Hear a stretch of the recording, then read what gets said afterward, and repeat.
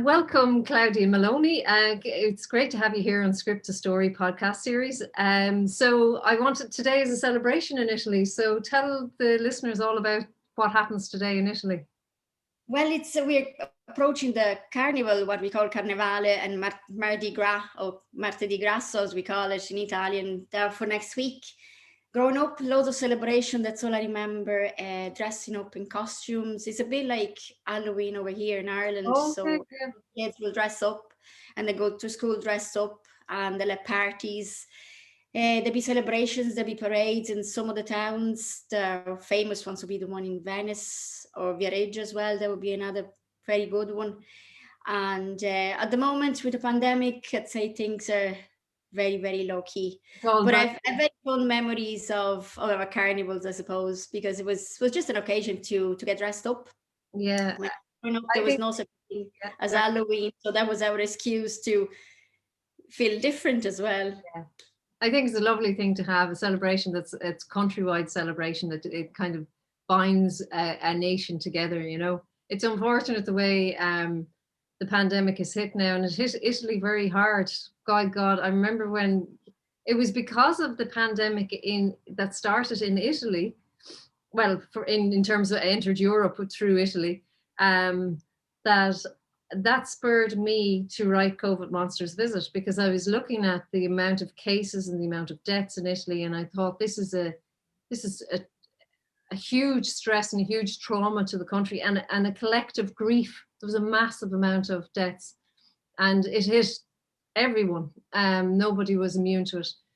And I suppose when I saw that, I said, oh, little children will be getting very stressed because they aren't going to school, they aren't seeing granny and granddad, they aren't going to the playground, they're not mixing with friends, their parents are quite concerned, they're losing loved ones and all of this. And for very young children, it's very hard for them to understand it. So it was that spurred me. It was what was happening and what I was seeing in the media in Italy that spurred me on to translate COVID Monsters Visit into Italian. Yeah.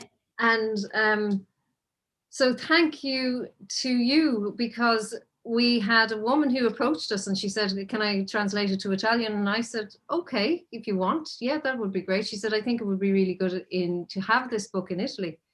And then I knew that you have an exceptional skill level and expertise in Italian and English, because you have been here in Ireland for so many years, maybe over 20 years, is it? Over 20 years. I moved in Ireland in 1993, so keep counting. Yeah. And I always think that in order to be able to translate from one language to your mother tongue, you have to be proficient in both languages, because there are sayings in Ireland that are often, they can't be translated. They're words, the things we say, like simple thing like giving out is to argue or to complain. But if you were an Italian person that landed in Ireland and was just learning the language, and somebody said to you to stop giving out, and you're like, I'm not giving out, I'm having an argument with you, you know? So it's that kind of thing that I think when you translate from one language to another, you need to know those little phrases because they come into the language of books. How did you find it? You definitely need to know all the fine prints, as I call it, you read between the lines. But it's not just about being proficient in a language. I think you need to be trained to be a translator as well. It's not just enough to say I can speak 2 or 3 or 4 languages and I can be a translator for that language. Obviously, you need to know your mother tongue, inside out, and you think you do. Like once you live in, you're born and bred in a country, like you know what you're doing. But it's also knowing the source language, so in this case it would be English. And I've been here for so long that I know all the slangs and all the small fine prints, and then it's a matter as well of adapting it, so localize it to the audience that is going to. When you're talking to a child, you're not talking to an adult, so obviously you need to kind of use that language that every child can understand as well. And that is so critically important, and that's the difference between a Google Translate and an actual translator. It's so absolutely that you, as you said, you localize it. You have to relate to the language, to the emotions, actually the feelings of the book, the flow of a book. and the age level to which you're translating. You're dead on there. That's exactly it. And that's why when we asked you to review the translation, was somebody else who just approached us before you. We didn't know of you at that stage. And then when I asked you, could you look over that to see, because I trusted you. Yeah. And that's a huge thing. And I think as a book publisher, it's really important that we have really highly skilled translators around us, and that we can find someone that we can totally trust. And we can say, because I don't have Italian, so I need to be 100% sure that Claudia is the best person to do this for Tribes Press. So in order for me to know, I have to be able to trust you. And I handed you the translated version of the book, and I said, Claudia, could you look over this and tell me what you think of it? And you came back with an answers that were very, you looked at it in depth. You thought about it. There was a lot of thought had gone into this, and it was clear there was a lot of thought, because when you came back and you discussed the book with me, there was that deep understanding. You understood what we were trying to do, the flow of the book, the energy of the book, the rhyming. There was a rhythm to the book. There was a rhyming. It's a rhyming verse. Yeah. And you understood that, and you also deeply understood the age range that we wanted to, and that's something that is critically important for a translator and critically important for a publisher, because if we don't get that right as a publisher, then the book can't sell. It's as simple as that. You won't sell the book. So would you like to tell us a little bit more about that piece that you just said earlier about the age range is really important, the language you use, how you translate, and so on? Well, obviously it has to be fitting for the audience. Okay. So I love translating books. Okay. I love that, because I think it's a great satisfaction as well to, to say, well, I translated that book and this was me. And I have other specialization as well. Like one of my favorite would be the likes of travel and tourism. So it just said, it just knowing who you're talking to, who is the audience of that book. And that's how you have to, if you're translating a child's book, obviously you have to talk, in the way that children won't get bored reading the book, and they're actually interested in the book. And if you're talking to a different audience, like say you were translating at the website for an hotel, obviously you'd be completely different audience. So in that case, it'd be a little bit more formal, but it could be more colloquial as well, depending on the hotel as well. So I think the target audience is extremely, extremely important for a translator, and finding the right word as well, because there's always a word that fit better than another one, But once you're translating books, you even have to look at names. Sometimes the names can be the same, for an Italian audience, because the Italian children might even know how to read that or pronounce that name. So it is so much thought and work that goes beyond, like you said, everybody can translate with Google Translate, but the things that I've seen on Google Translate, it just awful. Like you can't consider that a translation. Sometimes it doesn't even make sense, in what I've noticed that with the Irish language, sometimes for fun I put in Google Translate when I'm doing, when I'm passing time, and from English to Irish, and some of the sentences you see you could never write that, or you could never say that. But other sentences, they in simple language they get it right, but in meaning and emotion and depth, it can be very wrong with Google Translate. So that's where you definitely need a professional translator to do that. You need to have the context to know what you're talking about as well. So I do usually a bit of research on the topic when I'm translating before I even start. Then I have a good read of what I have to translate, and then I start working on it, so that's my technique. And I think that's important for people to know. I think a translator never just sits down and starts translating. Never. They have to read a book. They read a book from beginning to end and get an idea of the concept of the subject. There is a lot of work that goes behind the scenes for translation. Absolutely. And I think that's something that people forget. They think you can just sit down and start translating a sentence from one sentence to the next, but you have to get the overall context in which the scene or the book has been written. So there is a lot of work done before you even sit down to translate. It definitely is. Yeah, I find research is very important, and sometimes, you know, there's always something we miss. So I find, even though I do research beforehand, I always find myself in the middle of a sentence or a paragraph, and I said, okay, I have to search this because this term is fine, but I know I can find something better. Yeah. Do you know? So you could get stuck in something, and then I have to go back to it. So there's a lot of work into it. You know, it's not as simple as saying, well, I know the language and here you go, it's done. Do you know? Because there's no point of delivering a translation that doesn't make sense. There's absolutely no problem, no point of delivering a job that is not done right. That's the way I see it. So I'd rather take, you know, all the time I need. And I think that's what stands out for us in TriExpress, is that you're so conscientious about your work.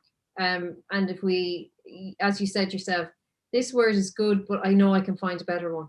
It's that kind of, it's that person that you really want as a book publisher who's not going to give you back a good book, but they're going to give you back an excellent book. You know, the translation is at the highest standard it can possibly be. They have nailed it. They have made what you want to say, they have translated into another language, and that is a very hard thing to do, to get that feeling that actually, now that I think of it, cultural differences, are there many cultural differences between the Irish from like in terms of when you translate from the English language into Italian?